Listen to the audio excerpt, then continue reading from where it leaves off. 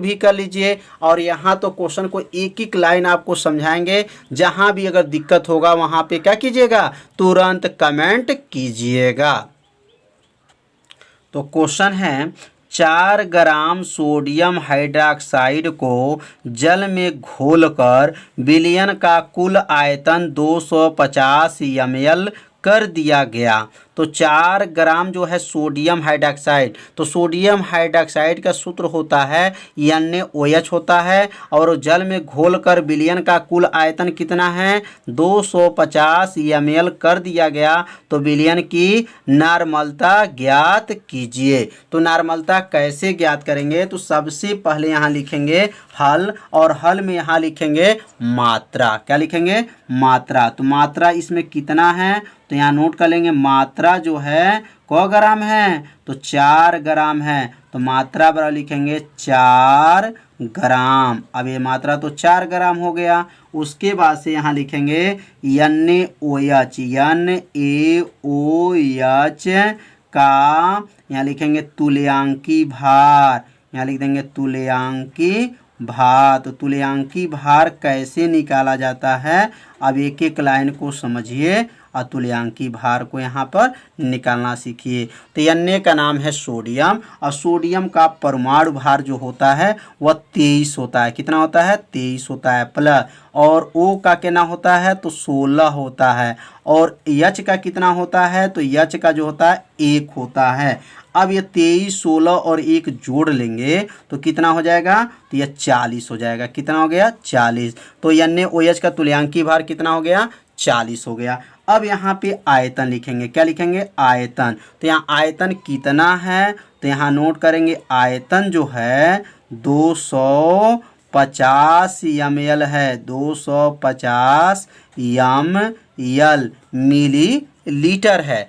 अब यहाँ 250 जब मिलीलीटर है तो इसको लीटर में बदलेंगे। तो लीटर में कैसे बदलाता है, अब यहाँ लिखेंगे 250, अब भाग कर देंगे। किससे भाग करेंगे, 1000 से भाग करेंगे तो क्या बन जाएगा, लीटर बन जाएगा। क्या बन जाएगा, लीटर। याद रखिएगा, जब ml से जब लीटर में बदलेंगे तो किससे भाग करते हैं, 1000 से भाग कर लेंगे। 0 से 0 खत्म, 25 से कन्नम 25, अब 25 चौको 100 कट गया। कटने के बाद कितना आएगा, तो यहाँ नीचे नोट करेंगे आयतन जो आ गया 1/4 लीटर आ गया। तो इसका मतलब पहले हम लोग क्या नोट किए, मात्रा, उसके बाद से तुल्यांकी भार और आयतन। और आयतन नोट करने के बाद से अब यहाँ पे सूत्र लिखेंगे नार्मलता का। अब यहाँ नार्मलता का सूत्र लिखने के बाद से तब उसके बाद से इसका मान इसमें क्या कर लेंगे, भर देंगे। तो यहाँ लिखेंगे नार्मलता। तो नार्मलता का सूत्र अभ्यास में आज ही बताया गया है कि नार्मलता का सूत्र होता है मात्रा, क्या होता है, मात्रा बटा तुल्यांकी भार, तुल्यांकी भार बटा, पूरे का बटा है, पूरे का बटा क्या है सूत्र में, आयतन। आयतन किसमें, लीटर में, यह सूत्र होता है। तो ध्यान दीजिए सूत्र को, क्या है, मात्रा बटा तुल्यांकी भार बटा आयतन किसमें, लीटर में। अब यहाँ मान को क्रमशः एक एक लाइन भरेंगे। अब यहाँ पे बराबर पहले कर लेंगे, बराबर करने के बाद से मात्रा। तो मात्रा कितना है, तो 4 है। मात्रा कितना है, 4 बटा तुल्यांकी भार। तुल्यांकी भार कितना है, तो तुल्यांकी भार 40 है। तुल्यांकी भार 40 पूरे का बटा, और आयतन, आयतन कितना है, तो 1/4 है। आयतन कितना है, तो 1/4 है। अब यह 4 कहाँ से आया, तो यह मात्रा हो गया, बटा, यह बटा हो गया, तुल्यांकी भार 40 हो गया, आयतन 1/4। जो नीचे रहता है सबसे कहाँ जाता है, ऊपर। यह कहाँ चला जाएगा, बीच में। तो 4 चौको कितना हुआ, 16। 4 चौको 16 बटा 40 से कन्नम 40। अब 40 से किस में भाग कर देंगे, 40 में जब 16 का भाग करेंगे तो कितना आ जाएगा, 0.4। या इसको और भी छोटा तो इससे छोटा जब करेंगे तो 4 चौक को 16, 4 दहा में 40, तो 4/10 हो जाएगा। 10 से जब 4 में भाग करेंगे तो 0.4 क्या आ जाएगा, 4 आ जाएगा। अब यहाँ नीचे लिख देंगे अतः। अतः क्या लिखेंगे, अतः नार्मलता कितना हो जाएगा, 0.4 ग्राम तुल्यांक प्रति लीटर। यह नार्मलता का मात्रक क्या होता है, तो ग्राम तुल्यांक प्रति लीटर होता है। तो नार्मलता समझ में आ गया होगा कैसे गणना करते हैं। एक क्वेश्चन हम देंगे, आप लोग लगा करके उसे कमेंट बॉक्स में आंसर को बताइएगा। तो यह क्वेश्चन आप लोग अपने कॉपी में नोट कर लीजिए। क्वेश्चन है 4 ग्राम, ध्यान देंगे क ग्राम, 4 ग्राम NaOH को जल में घोलकर विलयन का कुल आयतन 500 ml कर दिया गया। कितना ml कर दिया गया, तो 500 ml कर दिया गया। तो विलयन की नार्मलता ज्ञात कीजिए। तो इस क्वेश्चन को हल करके और इसका आंसर जो है कमेंट बॉक्स में ज़रूर दीजिए कि क्या यह नार्मलता लगाना आप सीख गए कि नहीं सीखें। तो इस क्वेश्चन को हल कीजिएगा और आंसर बताइएगा।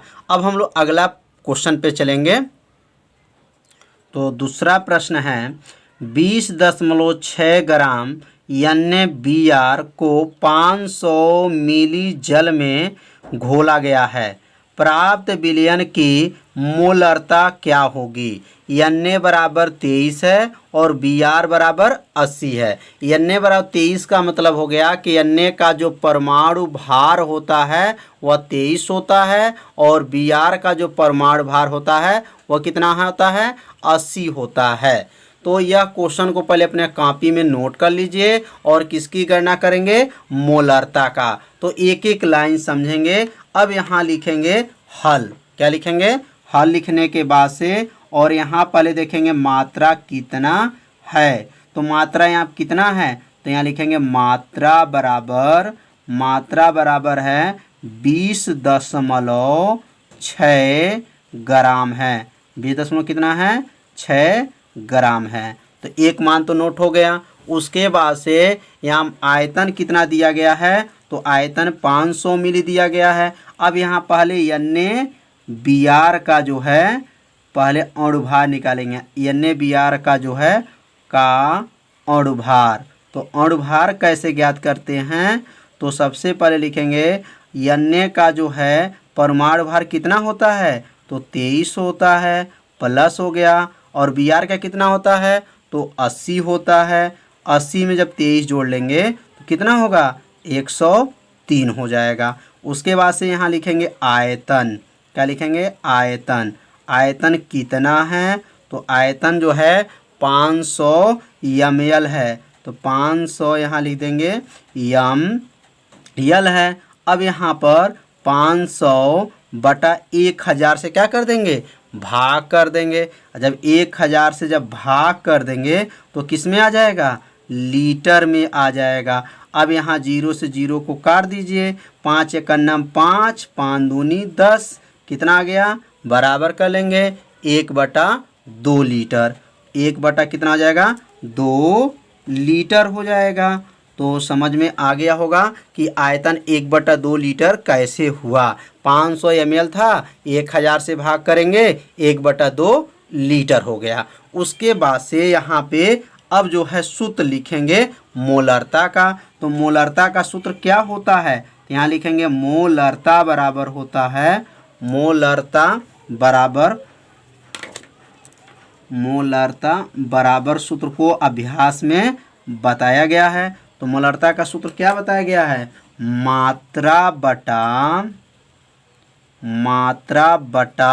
अणुभार। क्या है, मात्रा बटा जो है अणुभार होता है और पूरे का बटा होता है, पूरे का बटा। और यहाँ क्या लिखेंगे, आयतन लीटर में, आयतन किस में लिखेंगे, लीटर में। यह सूत्र होता है। अब इसी में मान को क्या भरेंगे, ऊपर जो मान निकला हुआ है ये मान को इसमें क्या करेंगे, भर देंगे। तो यहाँ पे पहले देखेंगे पहला मान क्या है, तो मात्रा का है। और मात्रा इसमें कितना दिया गया है, तो मात्रा जो है 20.6 6 दिया गया है। तो मात्रा के जगह पे क्या लिख देंगे 20.6। 20 क्या हो गया 6 बटा, ये बटा है अणुभार। अणुभार कितना है तो अणुभार जो है 103 है। तो यहाँ अणुभार के सामने क्या लिखेंगे 103 पूरे का बटा आयतन। आयतन कितना है तो 1/2 है। आयतन की जब 1/2 रख देंगे। अब उसके बाद से यह मान जब भर लेंगे तो मान को भरने के बाद से यह 2 को कहाँ भेज देंगे, सबसे ऊपर चला जाएगा और यह 1 जो है यहाँ पे चला जाएगा।